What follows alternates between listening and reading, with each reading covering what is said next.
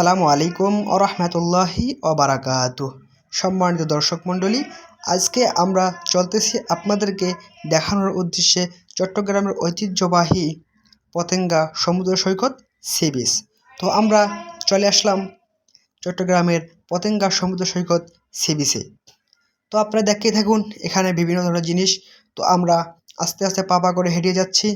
তো উপরে অনেক ভিড়, যার কারণে আমরা আপাতত নিচেই আপনাদেরকে কিছু দেখানোর চেষ্টা করব। তো আমরা এখন চলে আসলাম হচ্ছে চট্টগ্রামের বিচের নিচে যে সমুদ্র সৈকতের তীরে যে মার্কেটটা রয়েছে, যার নাম হচ্ছে বার্মিস মার্কেট। এখানে তো এখানে দেখেন বিভিন্ন ধরনের বিশাল বিশাল আকারের শুটকি রয়েছে। আসলে প্রত্যেকটা শুটকি এত সুন্দর করে তারা পরিধান করে রেখে দিয়েছে যাতে এগুলোতে ময়লা বা ধুলাবালি স্পর্শ করতে না পারে। আর পাশে এই যে আমরা আপনাদেরকে দেখার উদ্দেশ্য করলাম বার্মিস মার্কেটের লোগোটা। তো আমরা আস্তে আস্তে সামনের দিকে আমরা এগিয়ে যাব। তো আমরা এদিকে ঢুকে পড়েছি হচ্ছে বার্মিস মার্কেটে।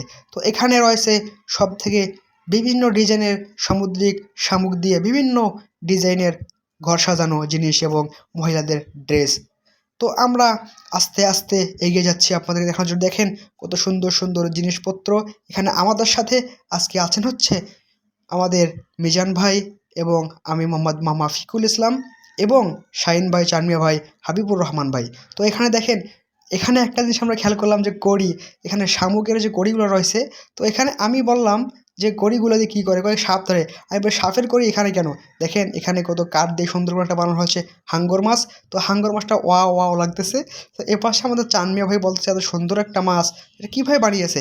পরে উনি ট্রাই করলো, কয় ওয়াও এত অসাধারণ। ওপাশে শাহিন ভাই আর মিজান ভাই ওদিকে দেখতেছে যে জিনিসগুলো নেওয়া যায় কি না, মানে পছন্দ করতেছে।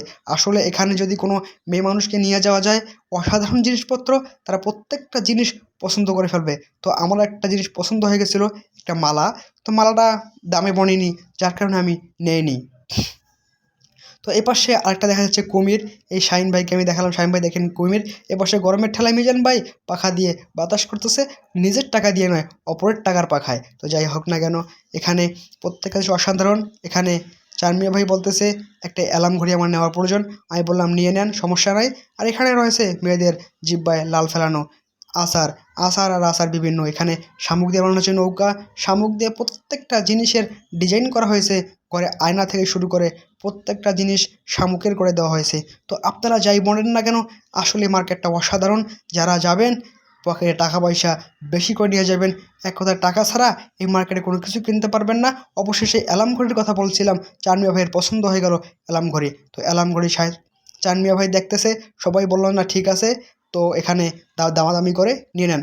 অবশ্যই আমি বললাম এটা কি অ্যালার্ম বাজে? কয় হ্যাঁ এটা অ্যালার্মও বাজে। তো যাই হোক না কেন, এবার আমাদের চানমিয়া ভাই এটা দামাদামি করতেছে। এরপর যে আমরা চলে গেলাম আচারের দিকে, যেটা হচ্ছে মহিলাদের জিভে জল ফেলানোর মতো। এই যে আমি এই মালটা পছন্দ করেছিলাম, তো যাই হোক মালটা হয়নি, নেওয়া হয়নি অবশেষে। তো এখন কথা হচ্ছে আমরা আস্তে আস্তে এগিয়ে যাচ্ছি। এখন প্রত্যেকটা জিনিসে দেখেন বিভিন্ন ডিজাইনের মালা।